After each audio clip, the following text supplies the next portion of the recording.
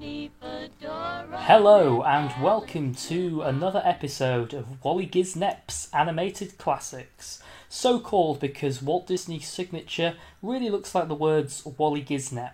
We're going through every one of the so-called Disney animated classics, re-evaluating them and deciding which ones are really worthy of being called animated classics. My name's Ben, and as always, I'm joined by my good friend Liam. Liam, what are we looking at this week? This week we're continuing our jaunt through the Disney package films. And once again we've selected a pair of films that we feel deserve to be talked about together. And those films are Melody Time and Make Mine Music.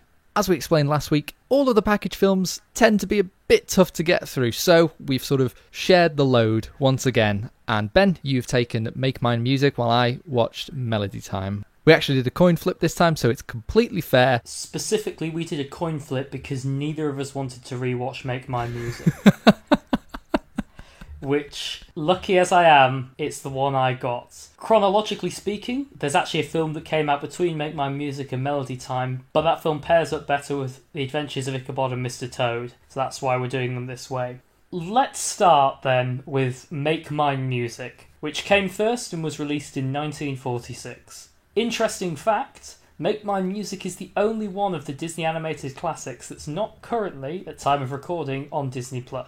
I've looked into this and I can't find a good reason why it isn't. There are stories about how one of the segments has since been censored. However, in all home release, that's not been an issue. So the only reason I can think that it isn't currently on Disney Plus is because somebody at Disney would have to sit down and watch it in order to put it onto Disney Plus. You say that, Liam, but we both know full well that Dinosaur is on there.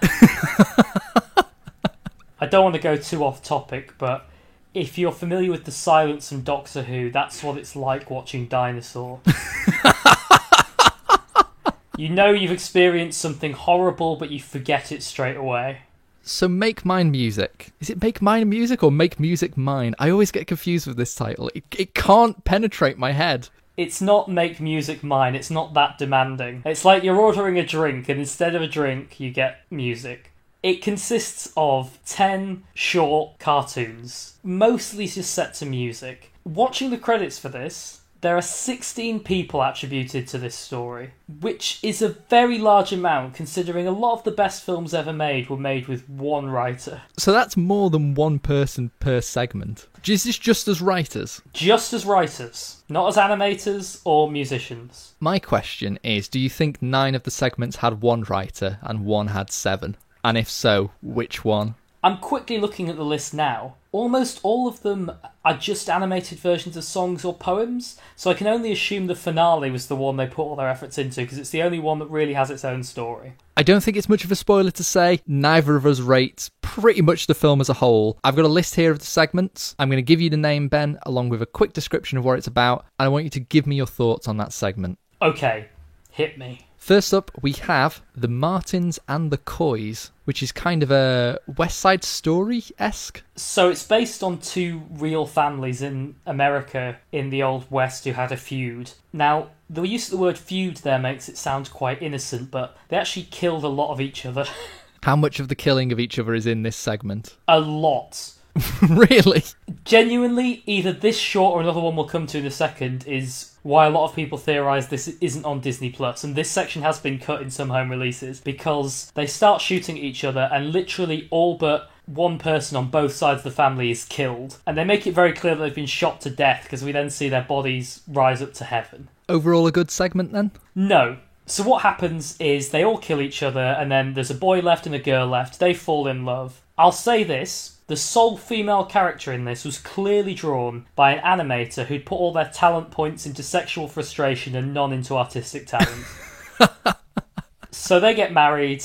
The marriage doesn't work out very well. It ends with them just having a fight and all their relatives in heaven laughing. I don't think they deserve to go to heaven, by the way. They're all cold-blooded murderers. Second up, we have Blue Bayou, which I can only describe as 2 egrets from the cutting room floor of Fantasia. Literally nothing happens. Next. Next up, All the Cats Join In, which I seem to remember follows a group of teens. Yeah, the gimmick in this one is that there is a pencil drawing the world as it's expanding. So there's a section where it starts drawing a car, some characters drive off, it has to draw a traffic light to get them to stop, to then draw the back of the car. There's lots of nice little plays with that. It's one of the stronger ones. My question regarding the pencil is it lazier for an animator to do that because it means they don't have to animate everything? Or is it more work for them because they also have to animate the pencil? I was thinking this. I thought, oh, this is a really clever idea. Or maybe an animator's gone in and said, look, this is a great idea. And in their head they're thinking, I don't have to draw any more backgrounds.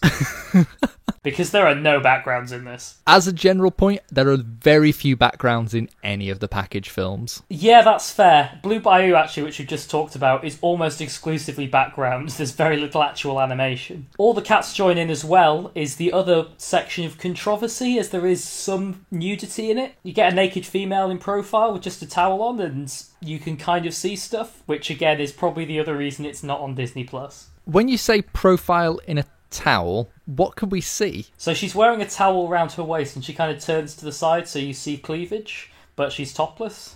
Oh, yeah, that would result in not having a home release. I could see that. I mean, there's no nipple, so that seems to be where we draw the line nowadays for some reason. But hey. Wait, does she have a nipple or did we just not see the nipple? How would I know if she did have a nipple if we didn't see it? Let me get my head around this. What I'm picturing is a woman with a towel around her waist. Yes. And she turns to face the camera. No, she's in profile, so she's facing off to the side, so you can see her in profile. And you could see the breasts. Yes. But the breasts don't have nipples. You can only see the side of one of the breasts. Should you be able to see a nipple? If this was anatomically correct, would you be able to see the nipple? I tell you what, I will do some Googling on this subject and get back to you. The only other section of this that stands out is a pencil draws a woman and she looks at him because she's too thick with two C's, so he erases off some of her rear. Oh, I remember that. That's it. It's weird that of the whole segment, that's what stuck with me. Yeah. Next up, we have Without You, which I have no idea what this is about because I just have a list. Literally nothing happens. That sounds about right. After that, we have Casey at the Bat, which is a baseball-themed segment. I believe there's also a Casey's Corner at Disney World, so I imagine that's where that came from. Yeah, this short actually had a sequel to it, which is kind of weird. Did it deserve a sequel? I mean, I don't care for baseball or bad cartoons, so in my opinion, no. Basically, the plot is a terrible baseball team are playing an almost equally terrible baseball team, and they're waiting for their star player, Casey, to get up because he's a big lad. There's no evidence that he's good at baseball, but he just looks... We're told he's very attractive. He's not. He looks like... What's that ginger kid in Pinocchio called? Lampwick. Lampwick. He looks like a grown-up Lampwick, basically. If Lampwick had hit the roids. So the point of this short seems to be that if you want to play team sports, just rely on one very, very good person. Well, the irony is, Liam, he misses it because he can't be bothered to swing the first two times and he gets struck out. During one of these, despite the fact Casey chooses not to swing, one of the audience members literally shouts, "Kill the umpire."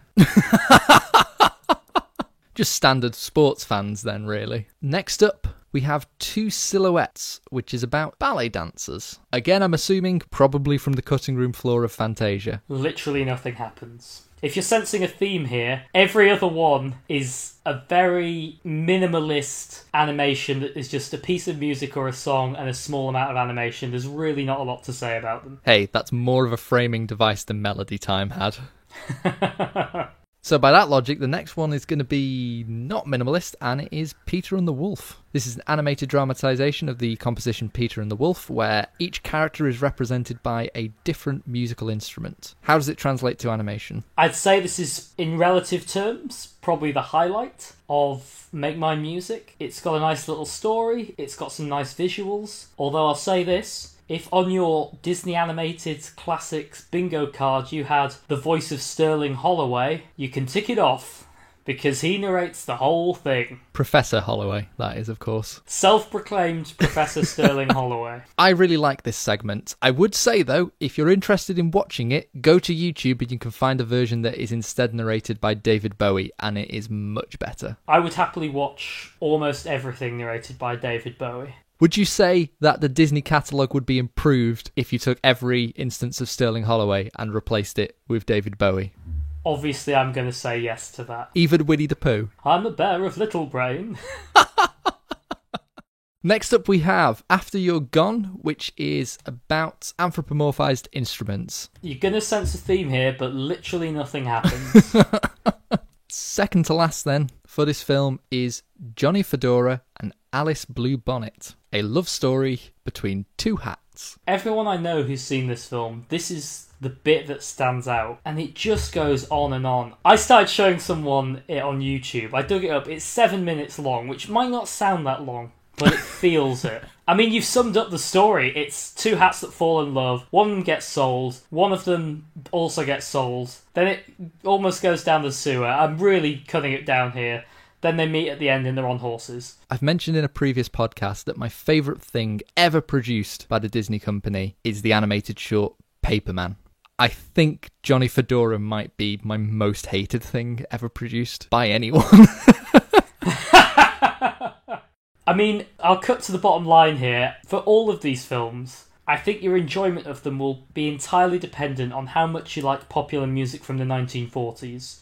I don't think there's many people alive who go, do you know what my favourite era is musically? The 1940s. These films are a weird time capsule, and it's not an enjoyable period to go back to. I did find, while I was watching Melody Time, I kept thinking, I could be playing Fallout 4.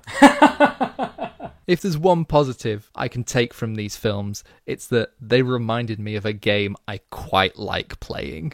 Put it on the poster. Melody Time, it's the film that reminds you of a game you might be playing. Before we move on to the final segment, if you're listening to this, please go and watch Johnny Fedora. We've suffered. We'd like you to also experience this. The only explanation I have for this is that they needed to put a film out in cinemas, and just one morning, Walt Disney just knocks on every animator's door and is like, what have you got for me? Look, I know it sounds like we're being harsh, but I said to someone, I'm going to show you the first 30 seconds so you can get an idea. They didn't make it that far. The voice of the singing, it's even worse than Snow White. On the subject of singing then, let's look at the last piece. So the very final segment is something called The Whale Who Wanted to Sing at the Met, and we've referred to this in our Pinocchio episode. Ben, explain to us what The Whale Who Wanted to Sing at the Met is about. So, there's a singing whale, that's his background, and people hear him singing at sea. They have a bit of an argument about it, and then the slightly racistly portrayed Italian impresario of the Met decides that the whale can't possibly be singing. The whale must have swallowed an opera singer. Not just one opera singer, but 3. Well, at first he thinks it's only one. So he gets together a group of sailors to go and harpoon it to rescue the singer. And then the whale, seeing the impresario, decides to impress him with his amazing singing. And yeah, as he does that, it's revealed that the whale has 3 separate voices it can sing with simultaneously because it's got 3 separate uvulae. Is that the plural? I'm going to go with uvulas because I like the sound of that word. It's got 3 separate things at the back of its mouth. And we see this amazing montage that the whale sees where it's singing at the Met and it's doing all these different operas. And the finale is the impresario wrestles the sailors off him, who are transfixed by Willie the Whale singing, and he shoots him dead. The whale goes up to heaven to show that he's definitely dead. There's no ambiguity. There's no consequences to this, suggesting the moral seems to be it's okay to kill whales. And the very last image we get on Make Mine Music is the gates to heaven with the words sold out written on it, which I think is a fitting ending for this film. Is there anything within the film that's worth revisiting? I'd say start with either Peter and the Wolf and All the Cats Join In, if you want to see some early Disney shorts and see them experiment a little bit. If you really enjoy both of those, I'd say The Whale That Wanted to Sing at the Met is also worth watching. The rest of them have either dated very badly or weren't really that good at the time. I don't think it holds up much as a film. So that is Make Mine Music. Let's flip things over then. Liam, you had the joy of watching Melody Time. Before we go through each of the sections, what are your overall thoughts on it as a film? When we flipped the coin, I thought I had lucked out by dodging the bullet of Johnny Fedora. However, there's a couple of things in Make Mine Music that I quite like. There is nothing in this film. I sat down watching this and I kept checking how long was left. And it might be the slowest film I've ever watched. It was agony. Yeah, as disappointed as I was to get Johnny Fedora, when I looked back at the two lists of shorts, I thought, actually, overall, I think Make My Music is the better one. I think it might be. Let's go through them then. So the first section is called Once Upon a Winter Time, which is about two romantic young lovers on a winter's day in the late 1800s. This looks incredibly cheap, and it never really meshes with the music properly. Disney sort of market these films as the popular music versions of Fantasia, but the thing that makes Fantasia so great is that it is this perfect mixing of animation and music, and they work so well together. Throughout many of these segments, I feel like I'm just listening to music over unrelated animation, and that's never more noticeable than in Once Upon a Winter Time. It's just cheap. Next, then, we have what I think for me was the most memorable section, Bumble Boogie, which is about a bumblebee flying through music. I almost like this segment. The problem is I realise what I like about the segment is the musical arrangement. So they've taken Flight of the Bumblebee and given it a jazzy swing vibe. And it's a really great piece of music. The problem is the animation just doesn't live up to that. They've gone for the lowest hanging fruit and just said, what can we animate for Flight of the Bumblebee? Oh, I know, a bee. There's a few elements of that nice surrealness where there are plants that take on the properties of the musical instruments, but it just feels like a prototype to Alice in Wonderland, and it doesn't quite work yet. Are you saying it's unimaginative to animate a piece of music called Flight of the Bumblebee with a bumblebee flying? I'm saying that when Walt Disney went knocking round all the animators' offices, they hadn't even came up with this one yet, and it was done on the day of. Next, we have The Legend of Johnny Appleseed, which I believe is based on the life of a real figure, which, according to my notes, was John Chapman. Look, we're both British, and we don't have the cultural context that a lot of Americans would have coming to this. And apparently Johnny Appleseed is a beloved folk hero in America. To me, it was just a very pious 17 minutes. It's just about a man travelling America, befriending animals and planting trees. And you know, that's fine for a 7-minute short. This is 17 minutes. It goes on forever. If I had one positive to say about it, it is that all of the voice work in this segment is one man, and he's doing lots of different voices, and that's nice, I suppose. Beloved folk hero stories don't have to be boring, though. Robin Hood's great. Robin Hood doesn't wander around with a bag of seeds and a Bible, though. Ah, that might be the difference. Look, I've got nothing against the Bible, I'm just saying he should have had a bow and arrow as well. Or at least a gun. Maybe Robin Hood had a Bible as well, but you know what? We weren't like, we want to see him plant some apple trees. We're like, no, we want to see him shoot people. The next section is one that I consider to be one of the worst of these shorts, and that is Little Toot, which is about a tugboat called Little Toot. My only note for this segment is I hate it. We said in the last episode, during Saludos Amigos, there's a story about a little plane, and there's just nothing interesting to say about it. This is practically the same cartoon, but it's about a boat instead. It's just very weird. It's like a very early attempt at the Cars universe. And there's this one little boat who is desperately trying to seek the approval of his father. And I think it just cut a little bit too deep. Just to be clear for anyone who hasn't seen this, if you think it's anywhere near the quality of Cars, a film that is widely considered to be the weakest part of Pixar's catalogue, it's a lot worse. There is one moment I quite liked, which almost makes the segment worth seeking out and watching, which is after Little Toot causes a crash, he is arrested and chained up by police boats and then just dragged to international waters and left to die.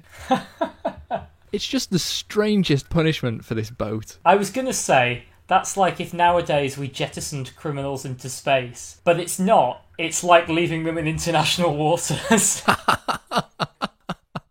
Yeah, I think Little Toot might be the weakest of the film. Well, hold on to that judgment, because we've got 3 sections left, and the next one is Trees. It's about trees. I stand corrected on an earlier point.